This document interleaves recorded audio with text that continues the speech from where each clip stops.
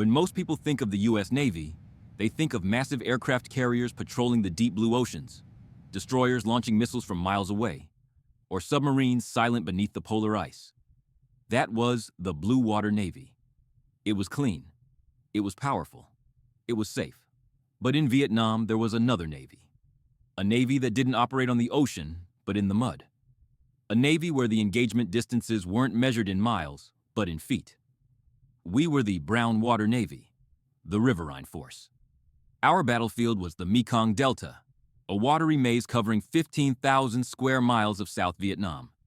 It was a world of endless mangrove swamps, narrow canals, and muddy rivers that flowed thick like chocolate milk. The Delta was the rice bowl of Vietnam, but it was also the heart of the Viet Cong insurgency.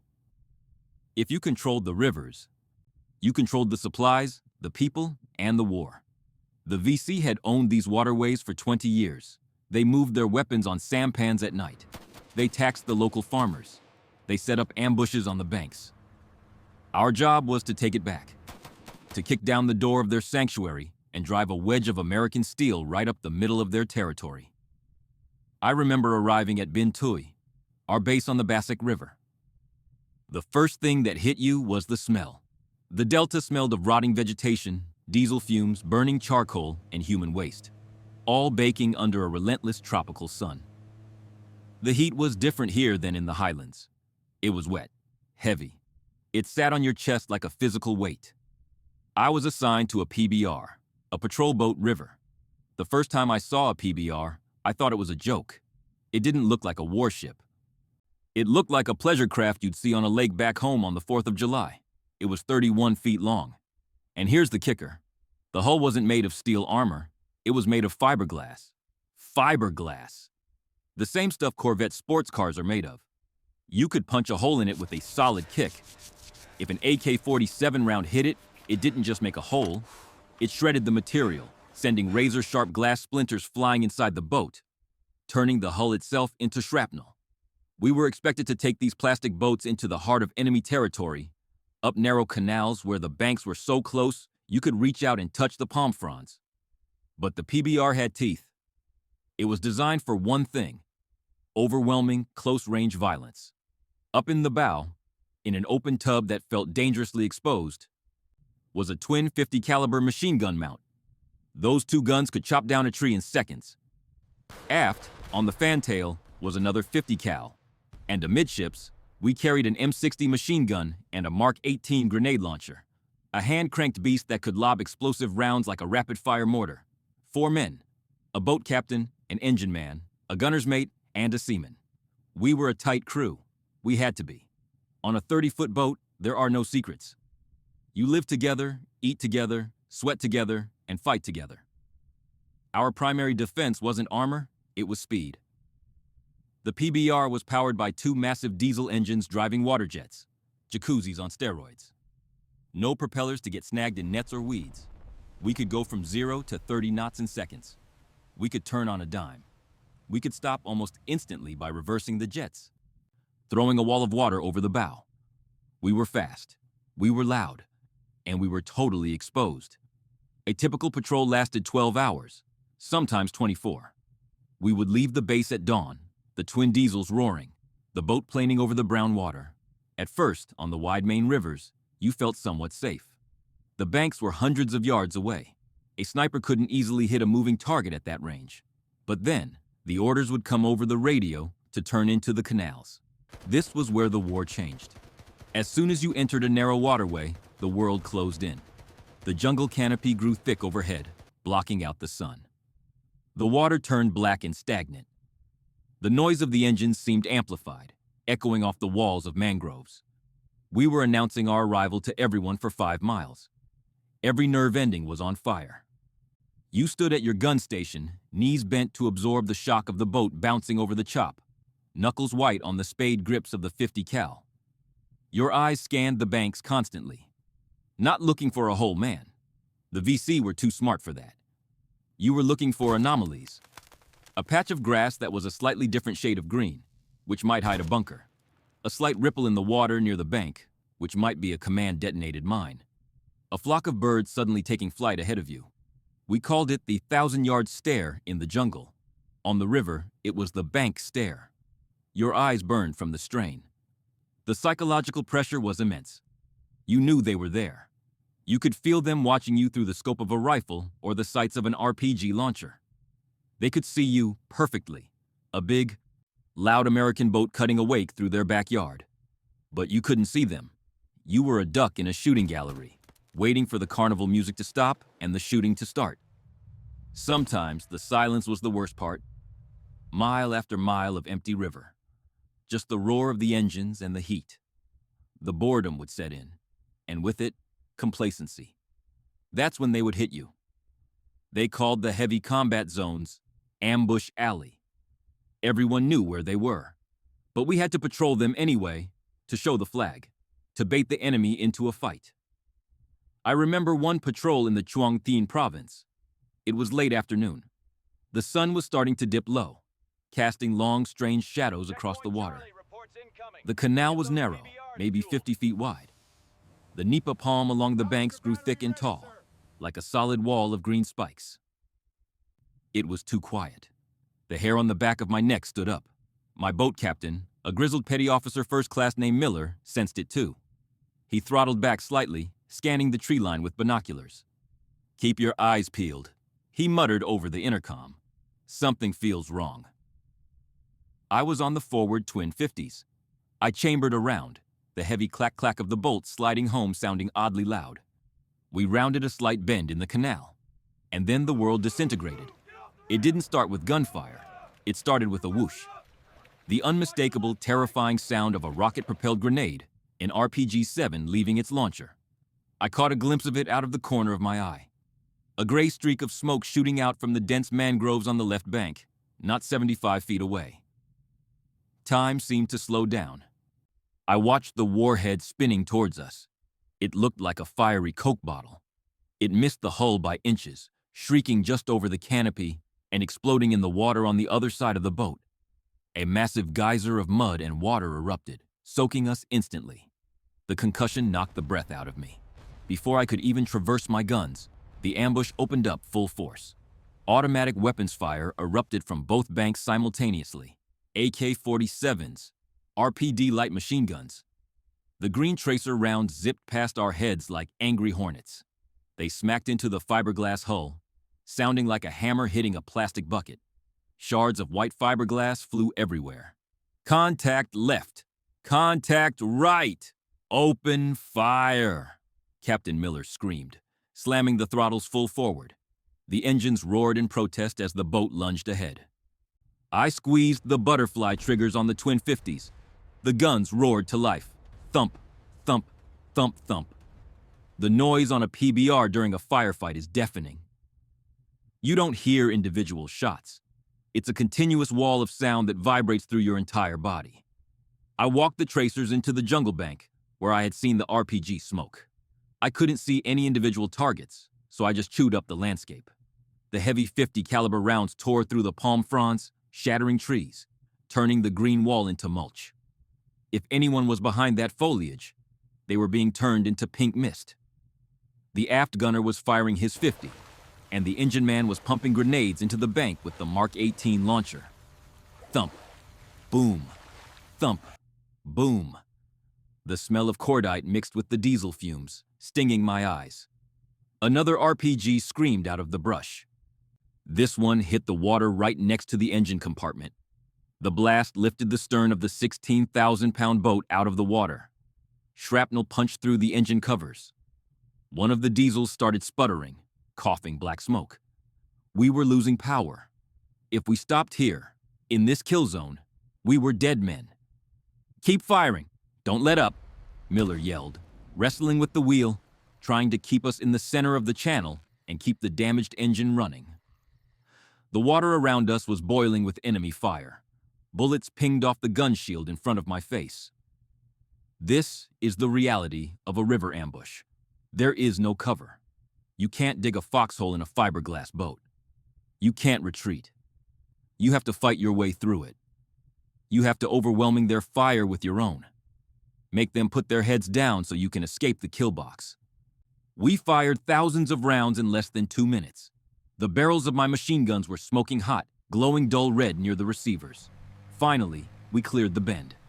The intensity of the incoming fire slackened, then stopped as the VC realized we had punched through.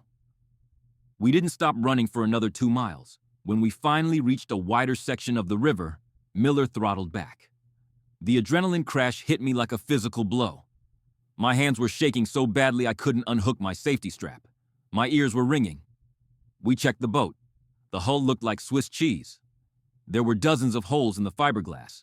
The port engine was damaged, leaking oil. We checked each other. Anyone hit? Sound off? Miraculously, we were all okay.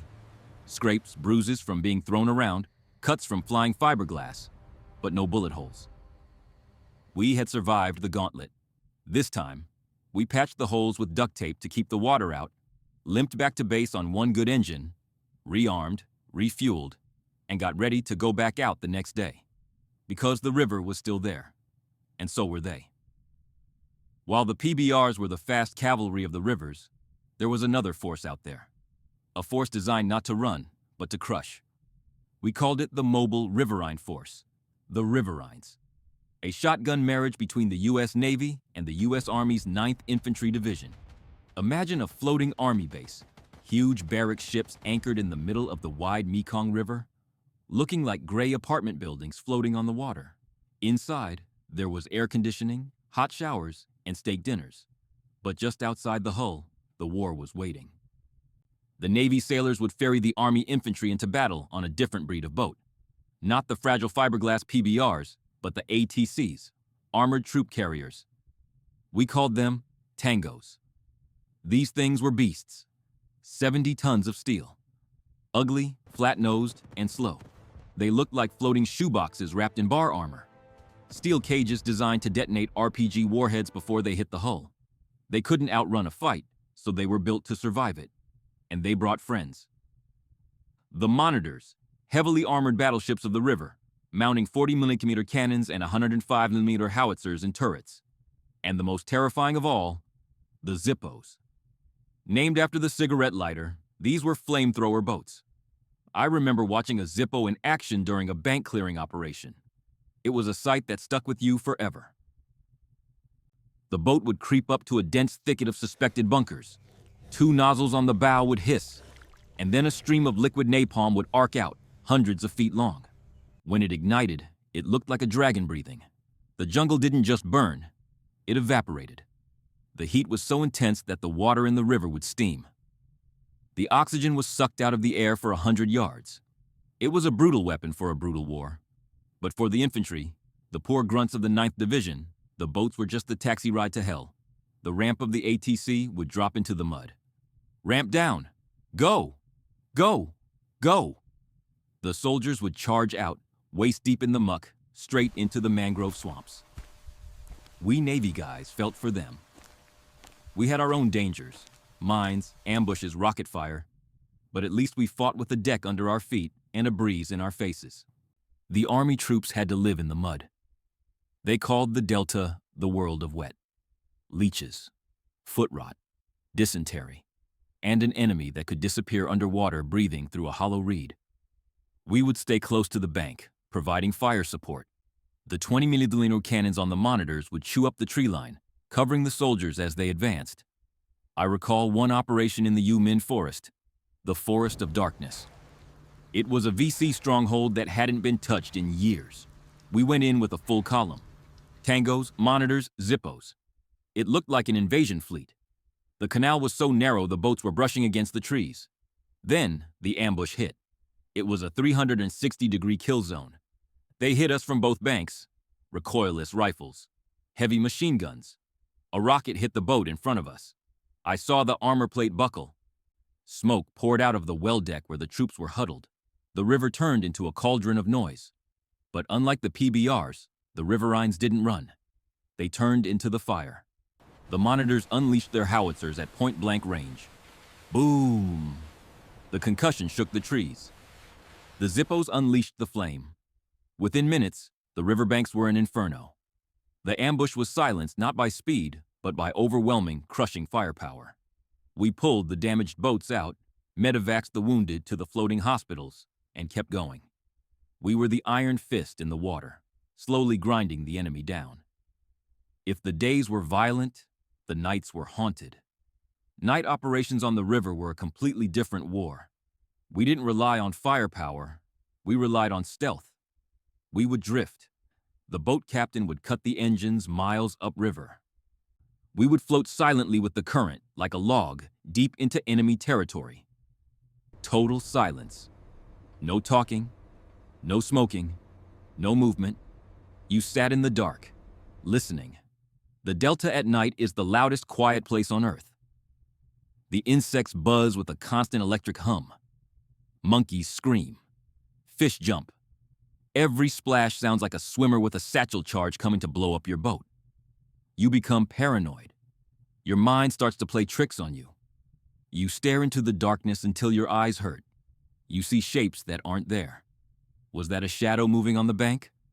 Or just a tree branch swaying in the wind?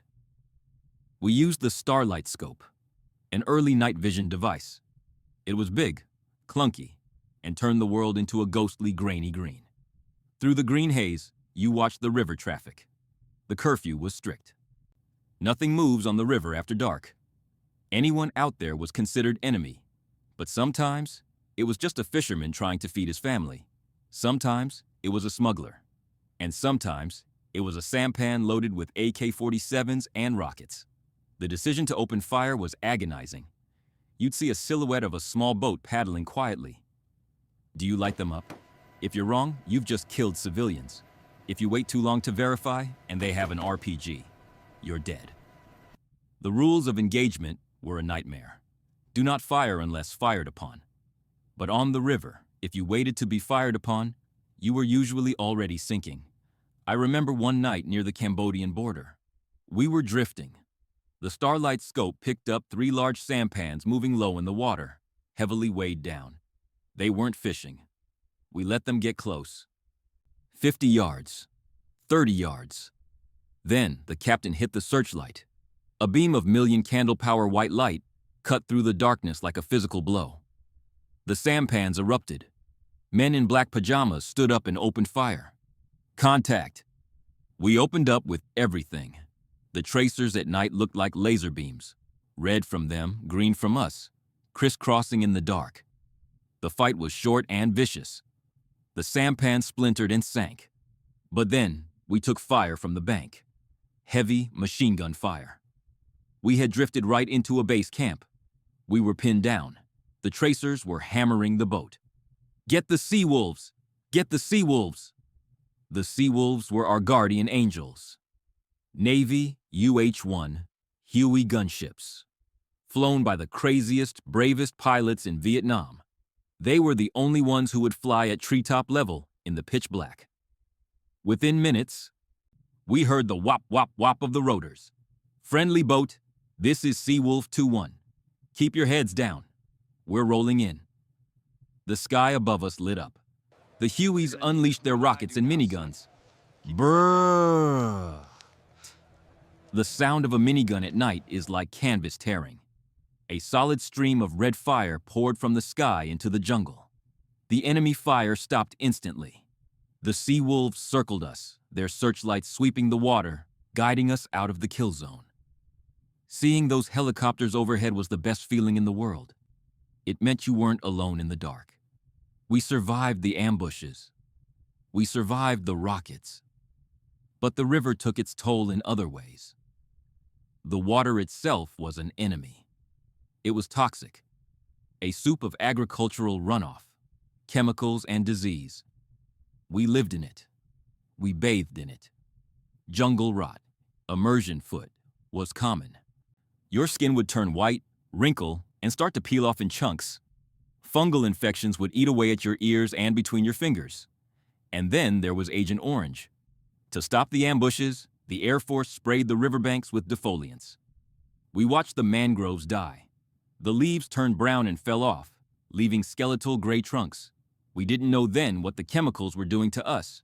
We just knew it made it harder for the VC to hide. We breathed the mist. We drank the water. Years later, many of us would pay the price for that protection in cancer wards back home. But the hardest toll was psychological. The Riverine stare. It came from never being safe. On a base, you have a perimeter. In the ocean, you have distance. On the river, the enemy is always 20 yards away. You could be eating a ham sandwich at noon and be dead by 12:01. The stress burned men out. I saw 19-year-old kids with gray hair. I saw boat captains who shook so bad they couldn't hold a coffee cup. We lost a lot of good men. The Brown Water Navy suffered some of the highest casualty rates of the war. A PBR crew was a family. When you lost a crewman, you didn't just lose a soldier, you lost a brother. You stared at his empty bunk every night. You washed his blood off the deck plates the next morning so you could go back out on patrol. Eventually, my tour ended. I handed my flak jacket to the new guy, a kid fresh from training who looked terrified. I told him, "Keep your head down and never stop moving." I took a helicopter out of the Delta. As we climbed, I looked down at the river one last time. From up there, it looked peaceful. A silver ribbon winding through a green landscape. You couldn't see the mud. You couldn't see the bodies. You couldn't smell the cordite. But I knew what was down there. I left Vietnam, but the river never really left me. Even now, 50 years later, when I smell diesel fuel on a hot day, or hear the sound of a heavy boat engine, I'm back there. I'm back on the fiberglass boat. My hands are on the twin 50s.